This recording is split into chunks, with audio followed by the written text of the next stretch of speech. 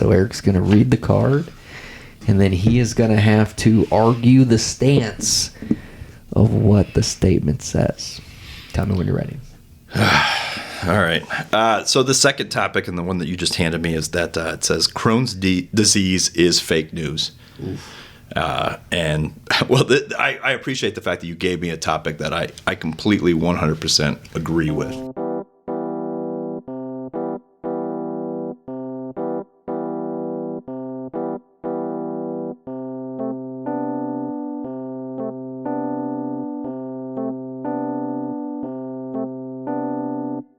Welcome back. It's a brand new episode of Laugh With Me, the little podcast that could. We are your number one comedy podcast that broadcasts out of Gretna, Nebraska. I am your host, Jeremy Odom, and we are here for part 2 of the conversation with my good friend, Eric Larson. He's one of the guys I've known the longest. He's also one of the tallest guys I know. Eric, we've got a lot to discuss still. We go through event television. I mean, do you remember when you could week to week wait to watch the next episode of something? I mean, most folks, especially like my kids, they can't even grasp the fact that we had to wait a week for the next episode of a show, and instead they're gifted with a full season at a time, which I will say I do enjoy a good binge, but event television, man, there's just nothing like it. And anymore, I think Netflix is kind of figuring that out, where they can give you something and really build it up. And they seem to be doing that with stand-up specials and different live specials, and it's kind of bringing back event television. But Eric's here, part 2. It's going to be a fun time. I thank you for listening. Give us a follow on Spotify or on Apple Podcasts, wherever you listen to the show. We've got a lot of big announcements coming very, very soon, so please look out for that. You can follow us on X, or the Twitter, whatever you want to call it. I guess it depends on how old you are. It is at Laugh With Me Pod. You can find us on Instagram at Laugh With Me Podcast. You can find us on the TikTok at Jeremy Odom 0, because I'm patient 0 when it comes to being Jeremy Odom. So that, or they just don't believe I am who I am. I'm not quite sure why I can't just be Jeremy Odom. I don't think there is any other Jeremy Odoms, but they won't let me drop that 0. I don't know. TikTok's weird. Is it China that runs the TikTok? This is probably going to get flagged now, because I'm talking about China's TikTok. But it should be a fun episode. It's part 2 with my good friend, Eric Larson, on Laugh With Me. You know what I miss about, like, TV? And not like... That's quite the subject change right there. Like, event television. Yeah. Like, waiting week to week. Like, I say that I miss having to wait a week for an episode, but at the same time, I'll binge the shit out of something if I really like it. Yeah. But I think it's just because it's available. But the event of a television show, there's just nothing like it. We used to make every episode of Lost a party. And when I say a part, like, I don't know, I would get blackout. I don't know if this is good, but I would get blackout drunk sometimes on some whiskey. It was assumed that we'd watch the episode twice. Had to. We would watch the episode live. Yep. And then we would rewatch it. We would have to immediately. Yeah. It was awesome. Like, there was obviously the television. I mean, Lost was something that was captivated people with their intricate storytelling and mystery and whatnot. But it was fun that every, whatever night it was, Wednesday night or whatever, that we would have a new episode at 8 o'clock and try to break it down, in commercial breaks and after the episode, and then rewatch it and just try to find the hidden clues. Well, and that's the thing, kind of the mystery box television show. Yeah. Like, appointment watching, like I watched Succession this last year, or that was something that every Sunday night, it was like 9 p.m. I was at my TV, I was watching that show. Yep. And then you see the viewership of that afterwards, and it's just like, yeah, it was a big deal, critically acclaimed show, probably going to win every drama award. But it's not getting the kind of pull that Lost was getting. No, but it was a different world, too. I mean, back then, we didn't have streamers. You know, it was DVD if you were going to be binging something. Yeah. Or a marathon if a channel had a marathon going. But otherwise, yeah, you were watching it. Now, I mean, you can record it and stream and. I feel like Lost was the first show that I binged because to catch up. Grant gave me he let me borrow, season 1, and I think I watched it in like 3 days. Yeah, like it was you think about that, that's 7 hours a day of watching that show. Because I just remember I gave it back to him that same week and was just like, where's season 2? Right. I had to have done the same thing because I didn't see the show from the get. Mm-hmm. I don't think I did. I think it was season 4, I think, was right where we got into it. Because that's when it was like every episode we're getting together, we're going to grill some burgers and we're going to watch Lost and drink whiskey. I remember that one time because Kyle was over and he wasn't even paying attention to the show, and then all of a sudden he was just like, that's not her baby. Well, spoiler alert. Spoiler alert. I think at this point. Yeah. But I just remember that was how we got him hooked on it, because then he had to go back and do it. How long in between something is it no longer spoiler alert? Like if a show comes out, let's say a movie comes out in July 8th of a year. Okay. How far down the line is it no longer appropriate to shut people down for spoiler alert? So this is going to depend on what your social connectivity level is. Okay. I mean, if you're going online to social media, you got a day. The chance that you're going to run into a spoiler just goes up exponentially for every day it's been out. Like if there's a show that you're excited, or a movie that you're excited to see, like I had to go see Napoleon. Right when it came out. Yeah, but you already know how that's ending. You've read the books. What if this one ended different? You've seen the tomb. You peed on it. Like you know how that's going to happen. What if this time he escaped and did his original plan? It's the very reason why my dad doesn't like the show Young Sheldon. He knows what happens to Sheldon. Yeah. He's seen Big Bang Theory, so he doesn't care. Yeah, 20-something Sheldon is not nearly as precious. It's precious as young Sheldon. But yeah, so I think if you're hooked in, like I think both of us on the Twitter. Yep.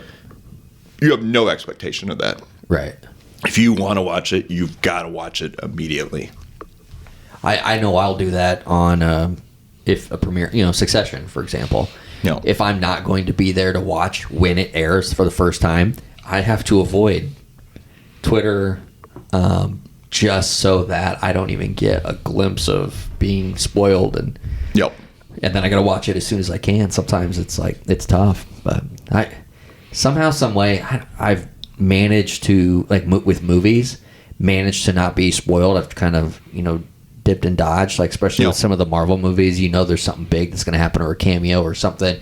I've been able to dip and dive those. I think people are getting better about it, but it's tough because if you really get into it, if you're really looking, it's going to be right there in front of your face. Yeah, and I think that's kind of the thing too, is I think there are some forms of media or some shows that come out where you're just like, I don't really care if I see the spoilers or not. True. Yeah. I went and saw Godzilla -Zero the other day. Fantastic movie. All in Japanese, so prepare yourself to watch the subtitles. But that's like one of those movies where it just, I could tell you the plot right now, and it wouldn't ruin the actual experience, because you've already seen, you probably at this point in your life already seen a Godzilla movie, like the general beats of it, so it's not really a spoiler. Yeah. But because it's not trying to surprise you, it's the movie. Is this a movie to see in theaters? Oh yeah. Is it? Yeah, I'd say as far as like full-on Godzilla movies, I've seen 2 in my life. One had Puff Daddy on the soundtrack. That was incredible. That was probably in 2000. Yeah. Great film. And then during COVID, was it Godzilla vs. King Kong? Yeah. Great movie. Well, and that's where I've seen that fan group talking about it, how spoiled they are, because you have Godzilla vs. Kong. You have a new one that's coming out this year. That's the campiest of, like, it's going total into just camp. That's good though. Yeah, like, oh, we got them teaming up. He's got an axe now. Like, like there's like this kind of stuff.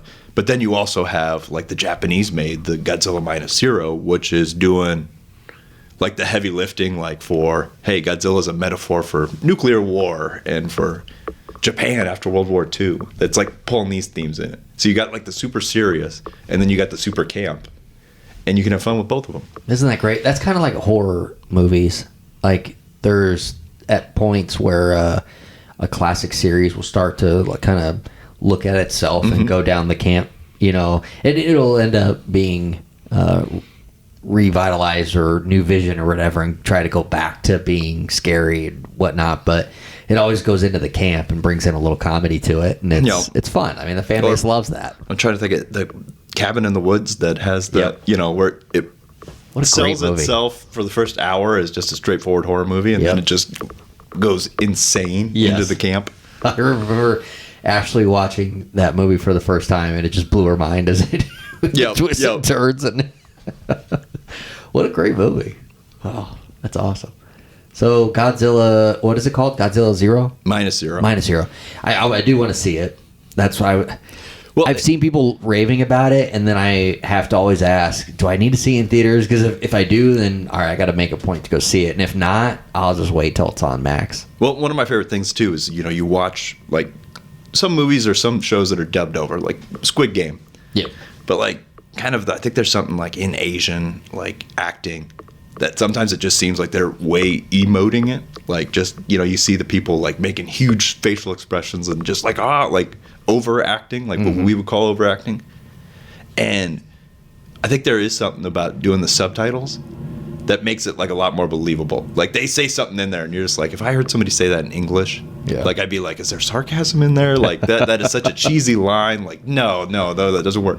But you see them like overacting, and then you read the thing on the bottom and you're just like, yeah, I can take that at face value. Like, this guy's really broken up over this. He's falling apart. I love Squid Games. Yeah, no, that was a great show. Did you watch the Squid Games like reality contest? No, I'm not huge into reality TV show, although I do find humor in the fact that Squid Game was a show about monetizing people's want for that, and then they made a game show. Yeah. I'm excited for season 2 of Squid Games when it does come out. But I thought the reality show, I haven't finished it, but I thought it was interesting. Did you do the subtitles, or did you do the dub? I think we did the dub. No, I couldn't handle the dub. So here's a funny story about that. I can't believe I just got to say, did you do the dub? Yep. You didn't think you'd ever say that in your life. No. Here you are. I mean, I normally fast forward through the Crohn's jokes or any of that kind of stuff. So does everybody else. But never the thong song jokes. Never do you fast forward through the thong song jokes. You haven't gotten to that episode yet, but the thong song, it's the song of our generation. More than Mambo? Mambo number 5? Yeah. Mambo number 5's... Oh, wow. All right. This is like grippage all over again. You got a hypothesis. You got to test it. Yep. And you haven't thought the thong song through. Oh, I've thought it through and through. Yeah, I'm going to go thong song, but you made me think. Damn. Mambo number 5's a jam, though. Yeah, no. Livin' La Vida Loca's up there. That's a jam. The kids would call that a bop. All right, but you got to give us some payoff on this dub conversation. Dub. Oh yeah, funny story about the dub. So many people were like, "You got to watch Squid Games, really good, really good." And I'm like, "All right, yeah, I'll watch Squid Games." And I turned it on. I didn't even get 5 minutes into it, and I was like, "I can't do it," because I don't like shows that are dubbed. No. It just doesn't match up. No. And I gave up. Well, and that was another one, I think, because in the dub version, in the first like 5 minutes, like, you've got this scene where, again, the guy's like at his wit's end, and you could tell that he's like putting a ton of emotion in it. Yeah. And the English delivery is just like, I'd like a pepperoni pizza. You know, and it's just like, this dude is like pulling his hair out. He's screaming to the heavens. He's in like a kitchen. Like it was just literally like, one of the first why scenes. Aren't you, you know. And he's in the kitchen. He just can't. I'm like, I know it gets better, but I can't do this. No. So I gave up altogether. I ended up,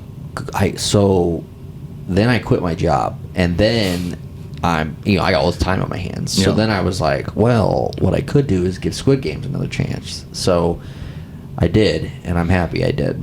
So really, me quitting my job led me to watch Squid Games, in which I enjoy, and realized I can get through the dub. Wow. So, meanwhile, my job led me to gamble more and take irresponsible trips. I don't know who won. You probably. You got life memories, and I watched Squid Games on Netflix. That's awesome. I wish you could have talked to me at this point in my life 10 years ago and just been like, Eric, this summer you're going to remember it forever. And when I bring you on the podcast, I'm going to need you to recite all these stories. And you're going to be like, you have a podcast? Yeah, and I'll never have a podcast. I'll be like, can I help produce it? And you'll be like, sorry, that's Johnny's job. That's Johnny Palermo. Yeah. Yep. That son of a bitch. He's a good guy deep down, I think, in his heart. He's got a mean mug on him, though. Yeah. But always angry. Always angry. Not very good at softball, but we love having him on the team. But he has no way to release that energy. He really doesn't. I mean, he gets so flustered when he's angry that verbalizing is tough for him. When I first met him, it was when we were part-time as teenagers working at the grocery store, and he was so antisocial, he would take his breaks in his car. Mm-hmm. And I was so over the top social to him that he had to talk to me. Yeah. And that's how we became friends. Wasn't he the one that you sent up on top of the egg cooler to clean up there? Correct. And then took the ladder away? Yes. Yeah. I didn't, pick him back up till the end of the shift? Yeah, he spent some time up there, but there was a lot of dust. He had things to do.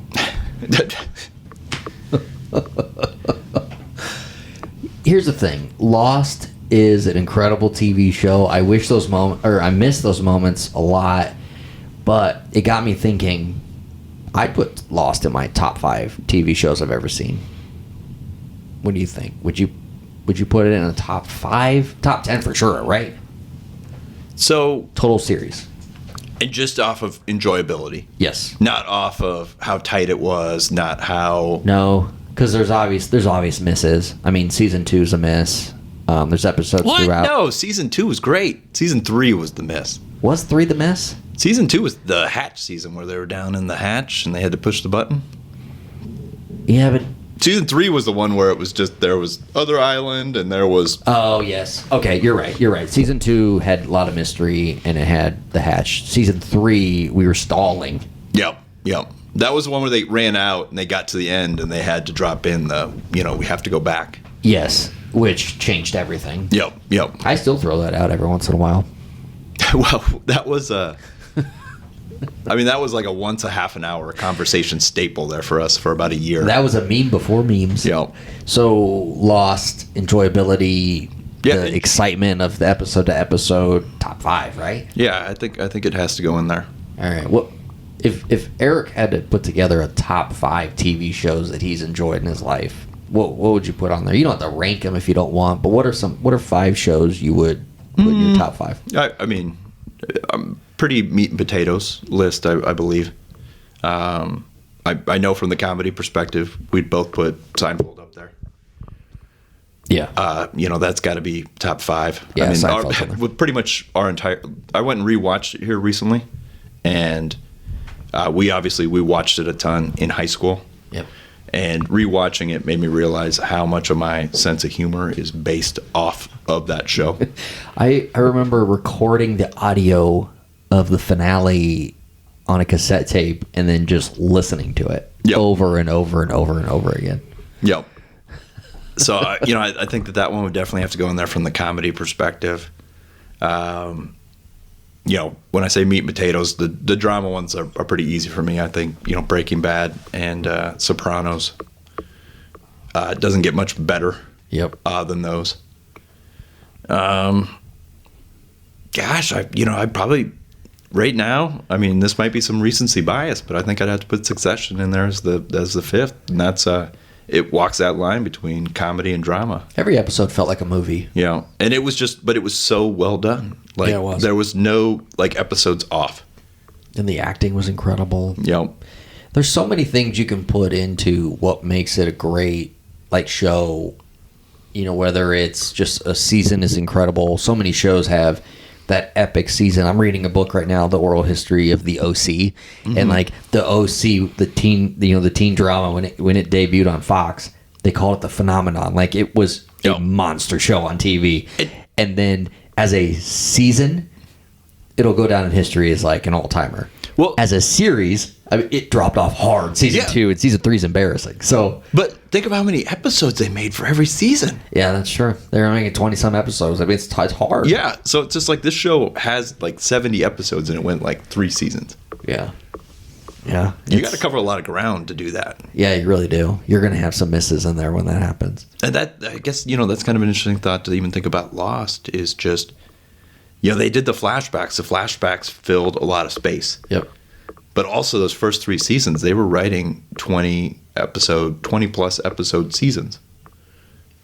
Crazy to think they were doing that, even that, But I don't think you could. I don't think you could pitch that show anymore. You can't. You wouldn't pitch it as, "Hey, we're going to make 20 episodes a year." Does Law and Order even do 20 episodes a year? They might still. I know they might have just split it off, and they've got so many different NCISs and Law and Orders anymore that Hey, we're not making 40 episodes anymore, but we got... Not that it's easy to write a TV show, but they rip the theme from the headlines. And I'm not saying that's cheap way out or anything, but maybe it makes it a slightly easier to write a series of 20 episodes. I don't know. I don't write TV, but to write original content like Lost did, 20 episodes, that's a lot. Well, I'm actually surprised that you don't write TV. I would like to write TV. I even remember back in our high school days, we had, you were a bit of a playwright back then. I was. Yeah, you wrote scenes. And I did. I think down the line, I would very much enjoy putting together some ideas, pen to paper, seeing if some folks will act it out. Do you think Stephanie would use her connections in Hollywood to get some of the stuff pitched for me? Are you actually going to be associated with her, or is it just going to be here's a number, don't tell them how you got it? Are you saying she won't vouch for me? That might be a tough sell. That's going to be a tough sell. All right. Well, I've never heard Stephanie say a negative thing in my life, so chances are she probably would say yes. Yeah. I just think she would ask you, "Are you sure?" Are you sure? You're going to use this lifeline one time. Are you sure this is what you want to use it for? I think that's great. I think now that I know that cheat code, that if she asks me, "Are you sure?" I know I'm in too deep. Well.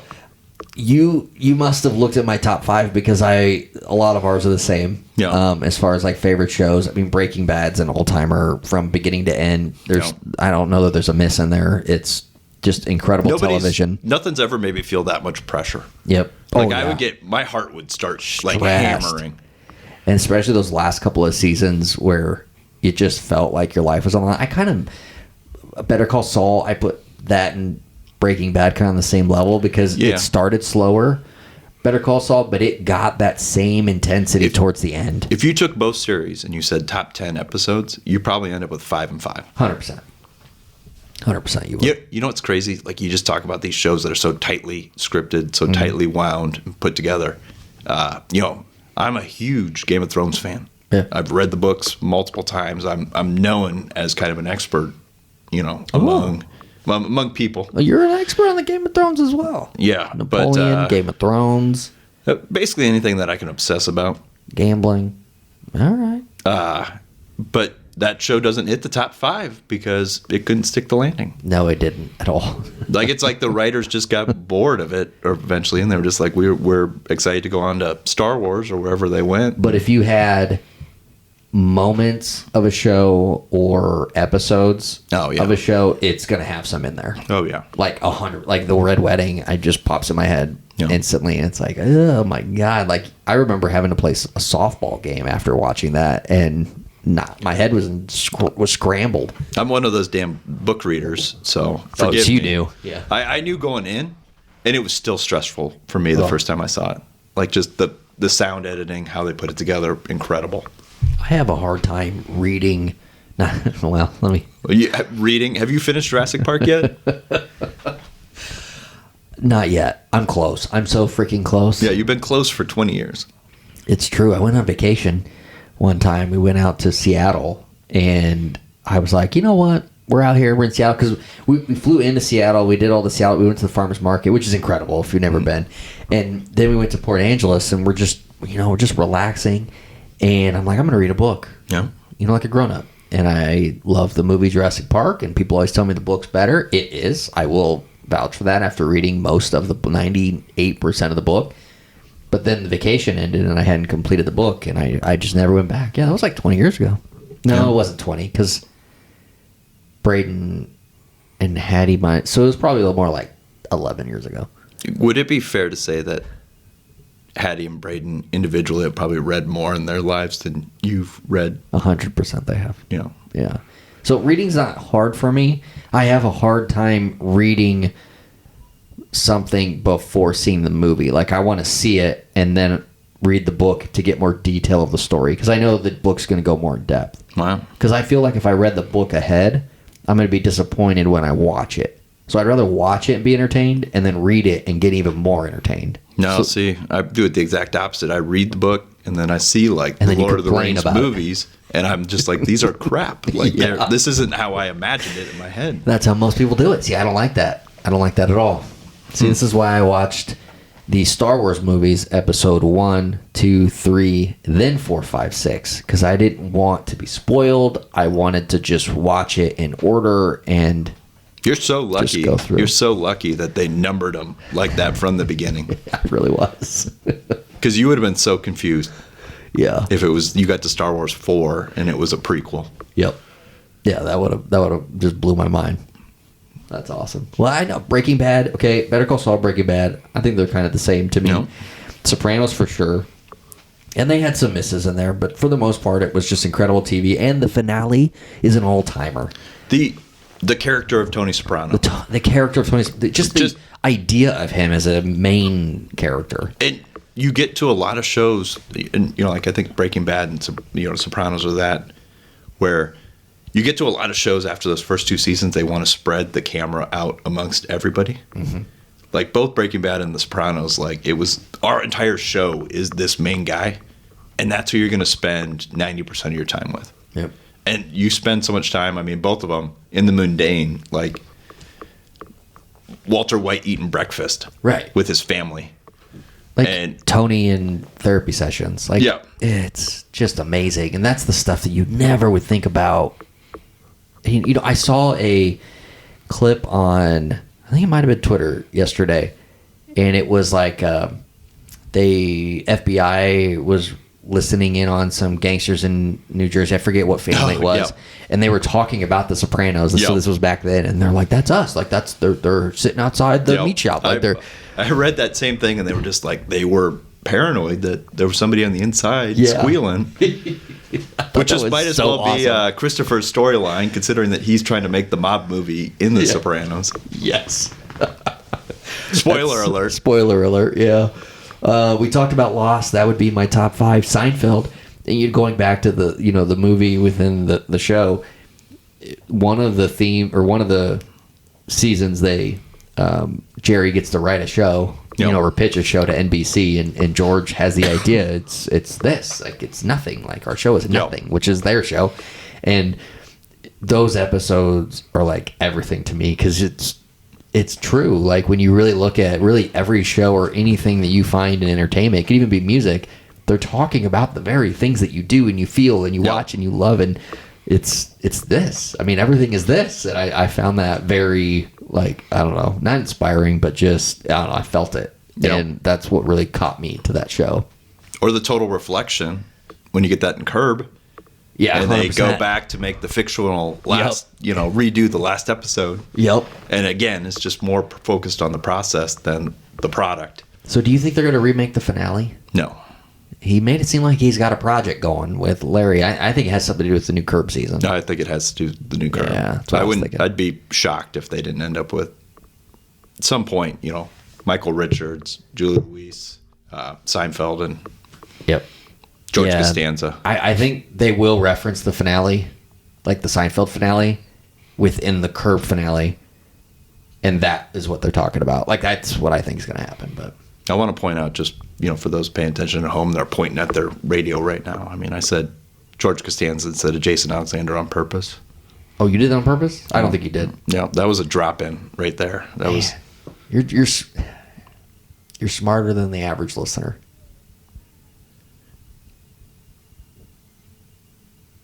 So the fifth show that I would put on my top 5, and I know you've never seen this show, Friday Night Lights. I refuse to watch it. I never will. It's incredible. It's based off the movie, which is based off the book, and this is a classic example. Actually, this probably goes against what I had just told you about the OC. Season 1 of Friday Night Lights is like all time. Mm-hmm. It captures small town high school football and the authentic love for it, right? No. Wrapped in a teenage drama. Season 2, though, not as good. One of the kids, spoiler alert, kills a guy, and they have to cover up the murder. Yeah. That's not happening. There's just some weird stuff. And then season 3 is actually not that bad. I think it gets a bad rap. I think it's pretty good, and it kind of wraps everything up in a bow. But season 2 has some dicey moments that I don't know. You could put that on a show that is ranked in a top 5. But I think season 1 is so good that I have to. And I use Clear as Full Hearts Can't Lose on the daily. So it's a show that really resonates with me. And why you'll refuse to watch it and not even give it a chance is just insane to me. It's because, you say the Full Hearts or Clear Eyes. Clear Eyes, Full Hearts Can't Lose, yeah. Well, there was a time when you and Travis all you would say was, you want to win. You got to put Booby in. Yeah, put Booby in. But that's not even from the show. It's from the movie. Yeah, and that's where I drew my line. Well, it's true. I've been holding to that, too. I mean, I have, to this day, I've never seen the movie or the TV show. Oh, the movie's fantastic. And it's cool because some of the characters and actors from the movie are in the show. So, all right. Crossover event? Yeah, it's a crossover event. Grant, we had our mutual friend Grant on the show a couple months back, and he brought up a moment in time where the three of us went to an Everclear concert, and we didn't bring you up. We didn't say, "Oh, this was Eric," but he brought up we were waiting for the Everclear to come on stage. We're there super early, and somebody had a fart so bad. That was me. That was you. Yeah. And it murdered people. Yeah. I think it was a situation too. We were young at this time. We were.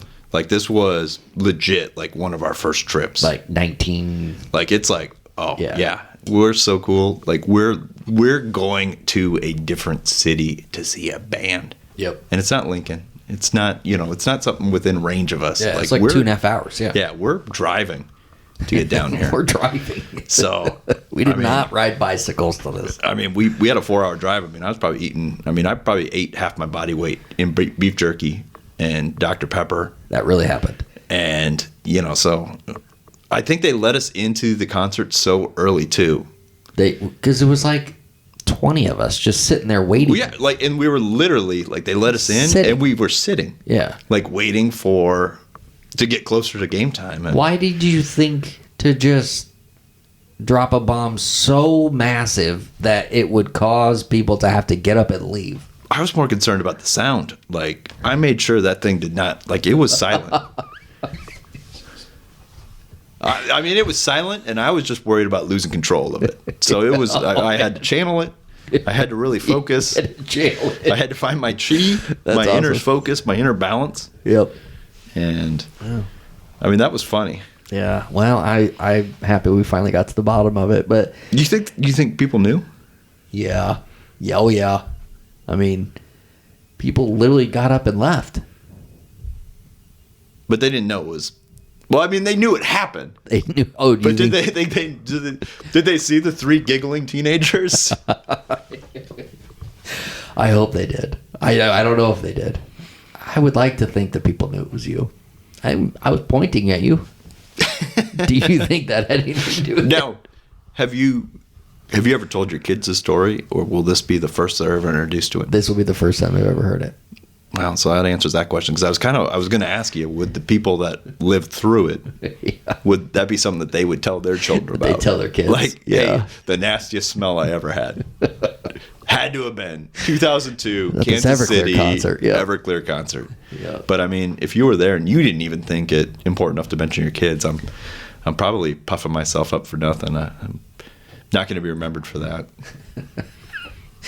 I think I saw Art from Everclear. He had like a oxygen machine on the side of the stage, like stage left. Oh no, because that he had needed to- fresh air. That probably would have been like a concert this year. I mean, he's getting up there. He is. He's still super talented. Well, and reinvents himself all the time. I think he's Yeah. on like his 3rd accompanying band.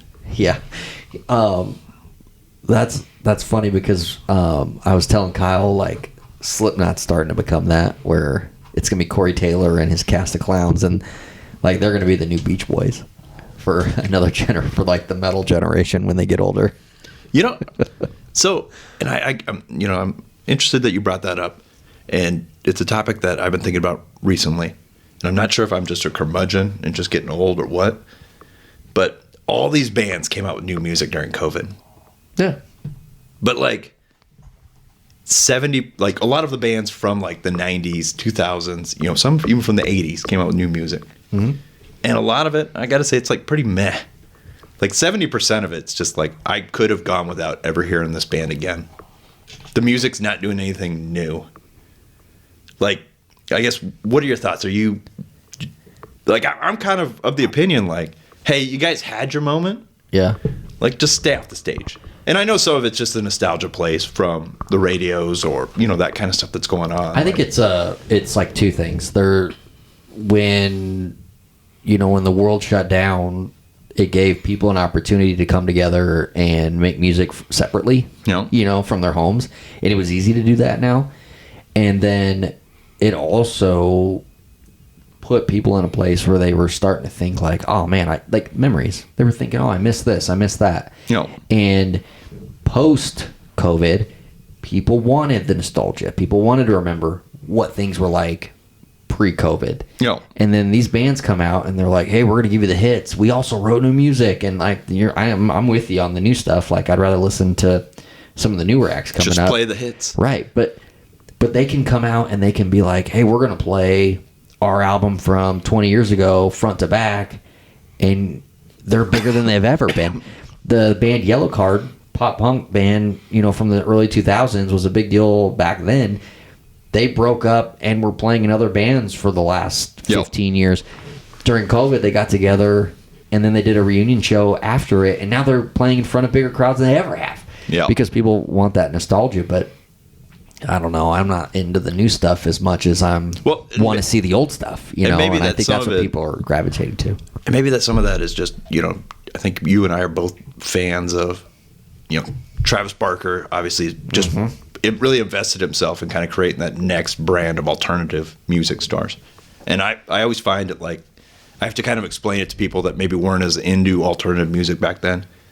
But like the difference between like alternative in my mind and like what it kind of became a couple, years back was alternative always had an edge. There was always some sort of axe to grind. There was always something like, if it was a slow song, you'd listen to the lyrics and they don't match the music. Or it'd sound a happy song, but there'd always be some sort of like angst, whether that was teenage angst or some sort of conflict in it. Yeah. And it kind of went away from that.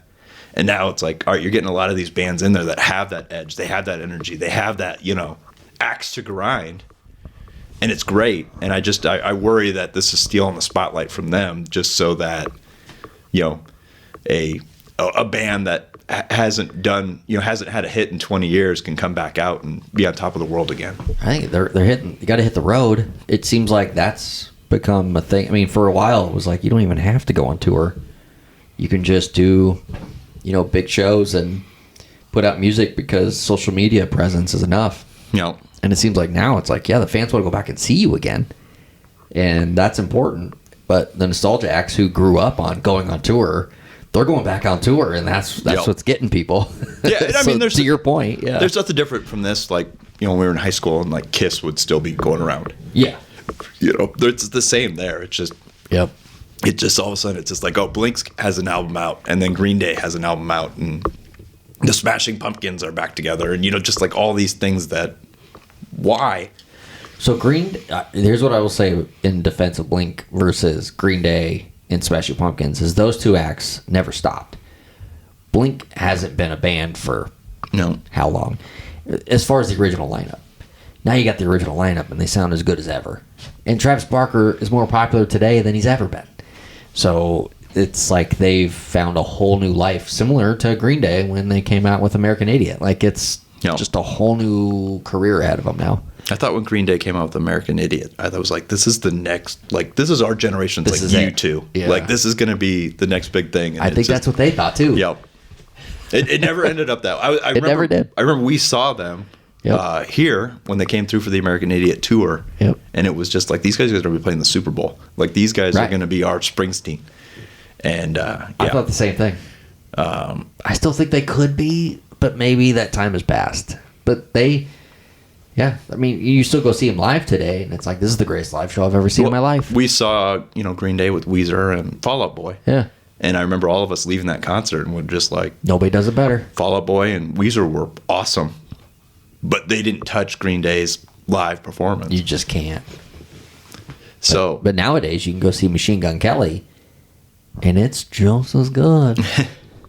Well, and so, kind of I think about it now as we're talking through this, and we've already touched on Napoleon and Godzilla. Mm-hmm. So both these movies, Napoleon, anytime there was a slow part in the movie, some sort of chatty part, I could hear like music from like one of the neighboring theaters.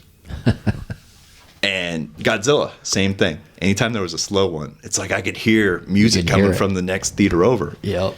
It's like I got Beyonce twice.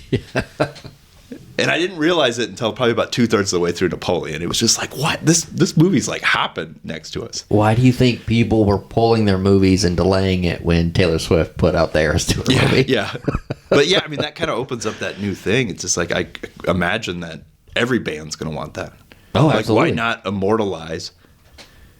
Like, I'd go, we talked about Green Day, like that American Idiot set. I remember being blown away by that. Mm-hmm. If I could own that on a DVD and have it now, like I'd pop it in.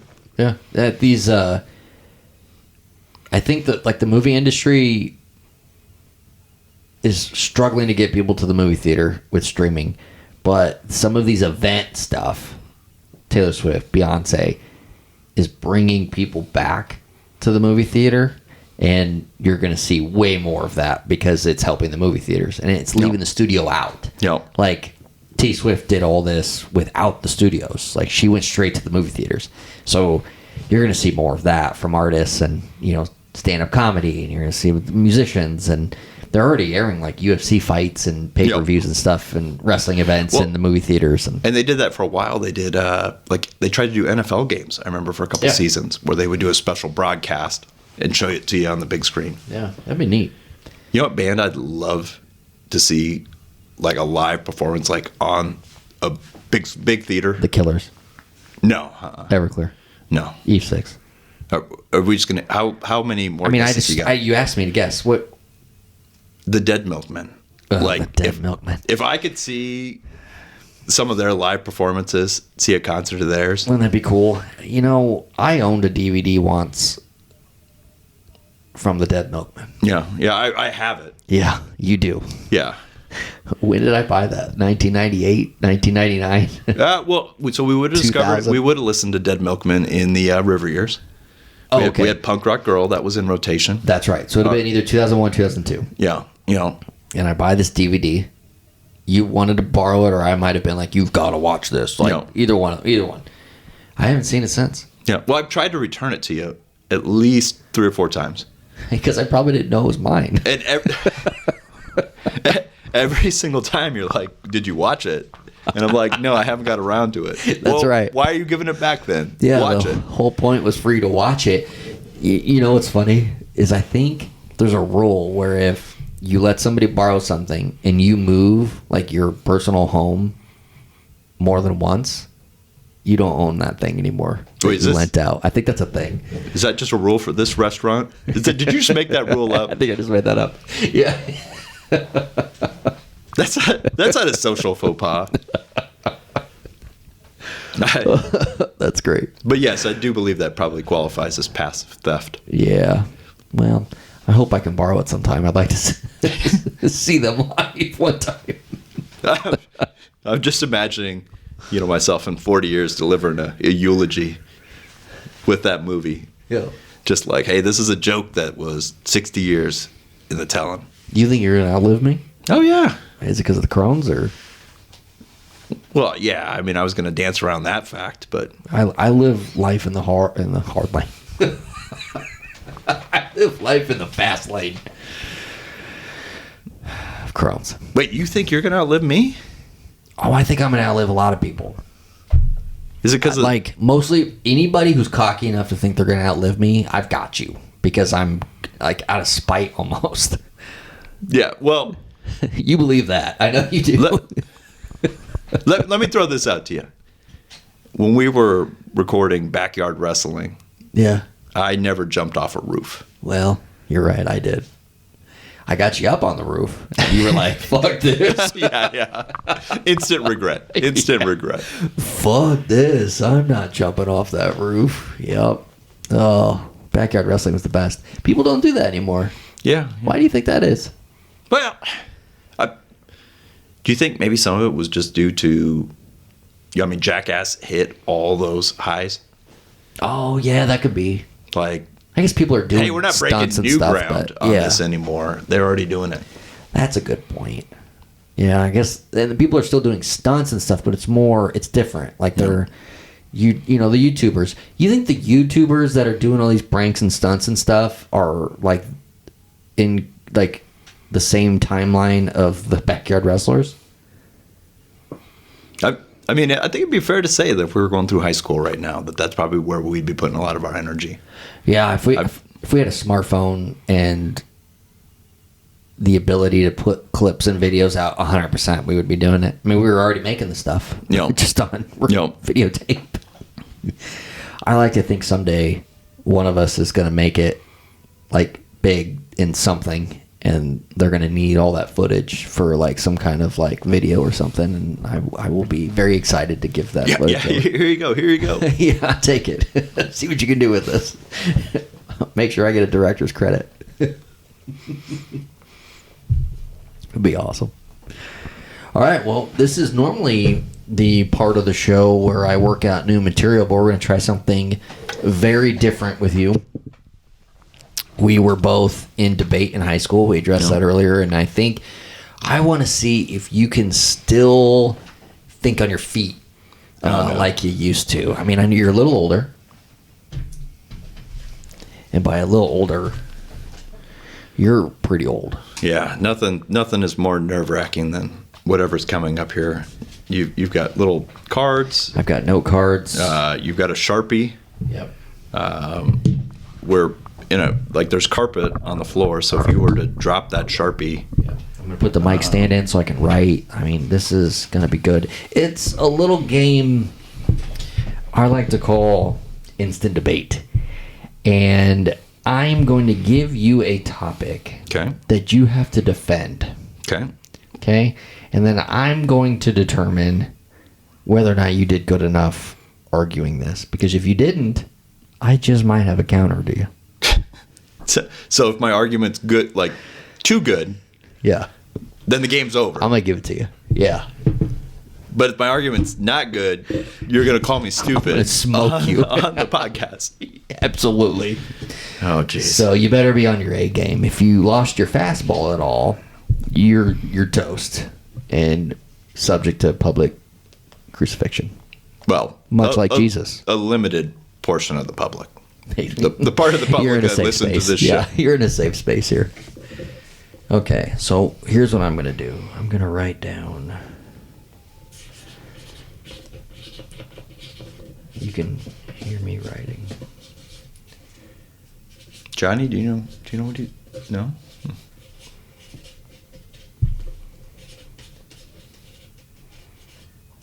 Okay. Now, I'm giving you a topic here.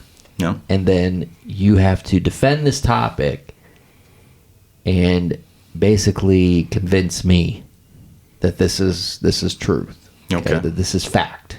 Okay. Okay, so much like in debate, when we would go into rounds, there would be a for and against, and the for, no matter what the topic was, had to fight to the death to it, and the negative, no matter what the topic was, had to argue that against. Yeah, so you don't respond, you lost the point. Yeah, so I'm going to give you this topic. You're going to read it. You can think about it for a second before you read it if you like. I want you to really think about it because you're going to have to argue this here. Is there a time limit?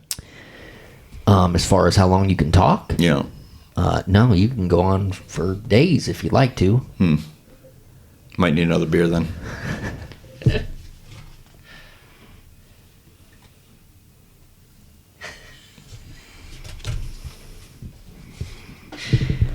Make sure you read the topic verse before you.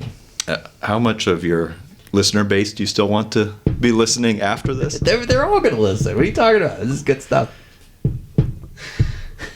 This is a little game we call instant debate. Why? Laugh with me. Why'd you have to pick a topic that... I don't know why you have to be a little bitch about it. I gave you a really good topic. This is something you probably already fully believe in. It is not. It is not. This is why I am challenging you on your debate skills. In debate class, we would have to argue for or against anything. Well, I mean, that was the, I think That's both of us are big ones on saying critical thinking came from debate class. It has proved me, I still use it today. Because you had to be able to argue and you had to be able to defend. Skills for a lifetime. Yep. Anybody who wants to prevail in the business world today needs to take debate in high school. Just throwing that out there right now. So, But for this instance, we're playing a little game called Instant Debate, and Eric is going to have to defend this argument. All right. Okay. So the topic on the card that Jeremy handed me, I would assume that this would be work that you give Johnny. Oh, no, I didn't think you'd write for yourself. He's too nice. All right. So the topic of it is Russia should win the war in the Ukraine. Some people do think that. Yeah. A lot of people don't. So I'm gonna need you to tell me why. Well, I'm gonna hit on two topics here, on 2 points.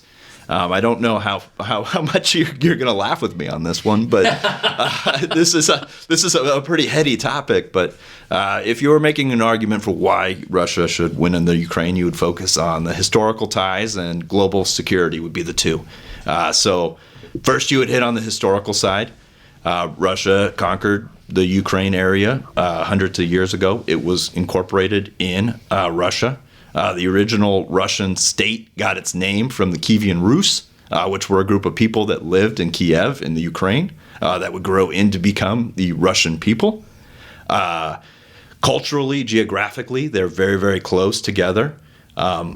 Religiously, they both are followers of the Orthodox Christian Church, which is based out of Moscow. Kind of claim that mantle of where their Rome would be, where their Pope would be, basically. The one thing, too, that's kind of interesting is when the Soviets took over Russia, they insisted that all people were equal. It was a communist, a socialist group. So when you talk about a Ukrainian language that they're speaking, this was actually created in the 30s and 40s in Europe. They created a Ukrainian language. And although Russia was the official language of the USSR, they forced all officials from Ukraine to learn how to speak this new Ukrainian language and written language, which they did all their paperwork in. And they did the same thing across like Asia and every place that they conquered.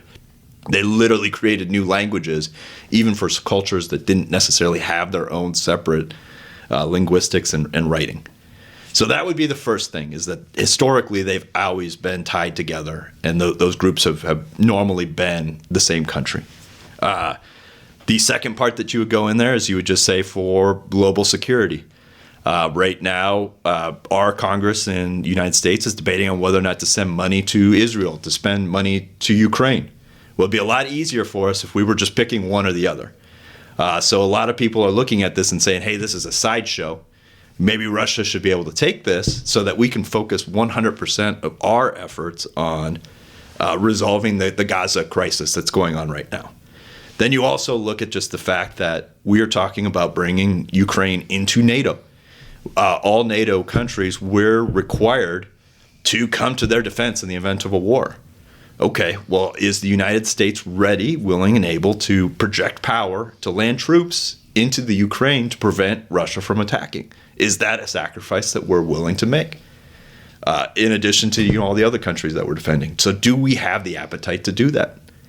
Then you talk about just Europe itself. Europe depends on Russia for natural gas, for a lot of resources. Ukraine is known as the breadbasket of Europe. They provide a ton of food. The longer this war goes on, the more disruptive the supply lines get through this, the worse it's going to be for the continent, and the tougher it's going to be to reestablish those bonds, as time goes on. Wow.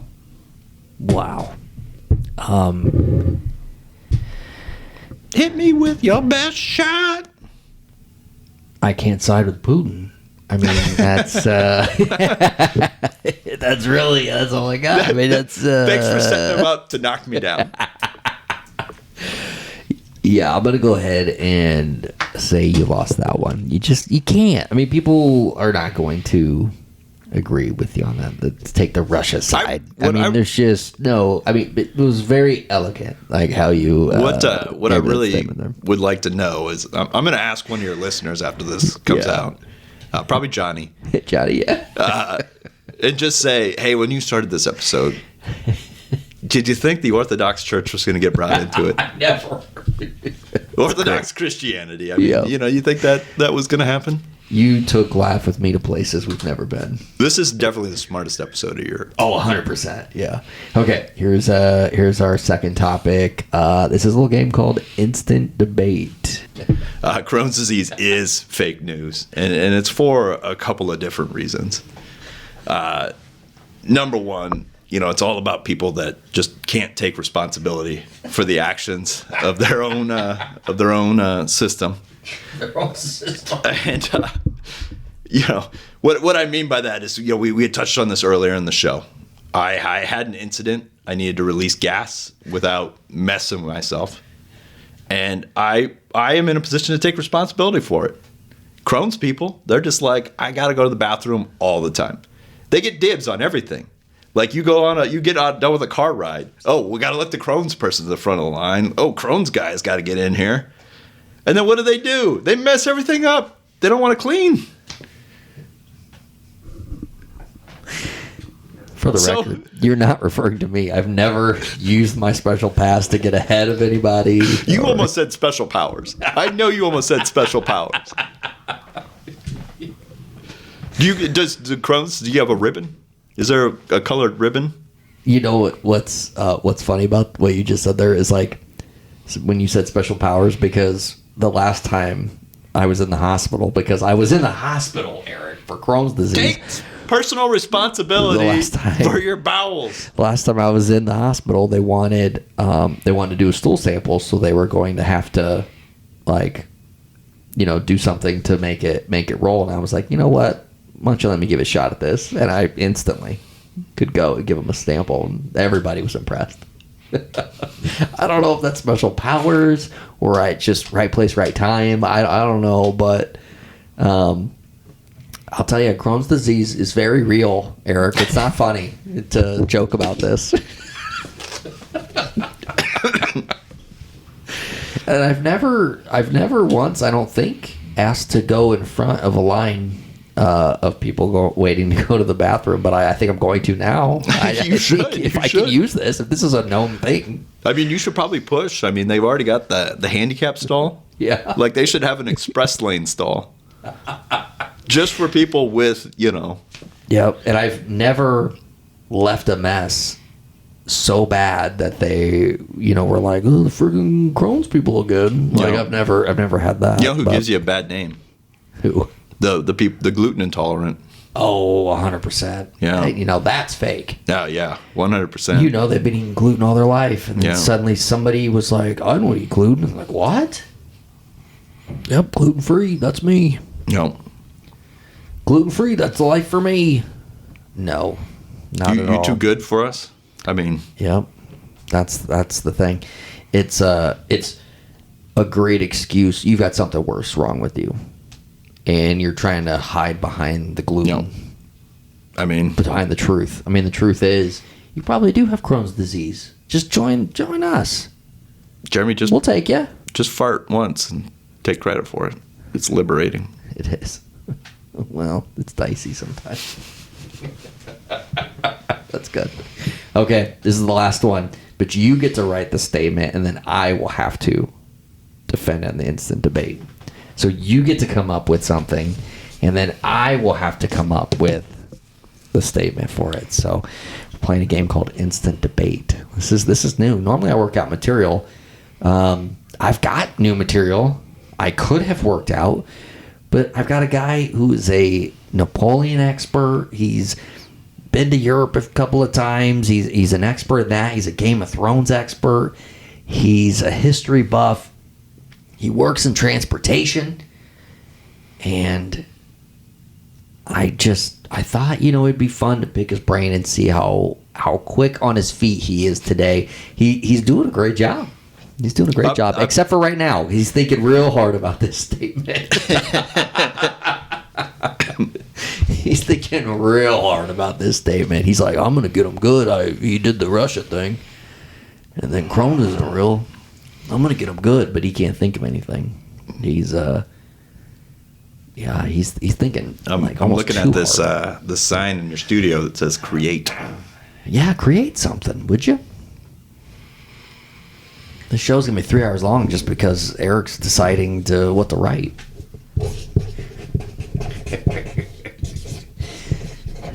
Instant debate. I hope it's good. I hope it's something I shouldn't even be saying.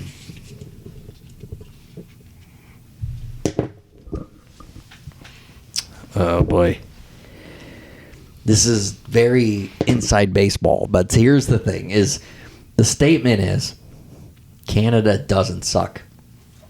And he really wants me to defend Canada right now because we've got a group of friends who will go to their grave saying that I'm originally from Canada, even though I was born and raised in San Diego, California, and then relocated to Nebraska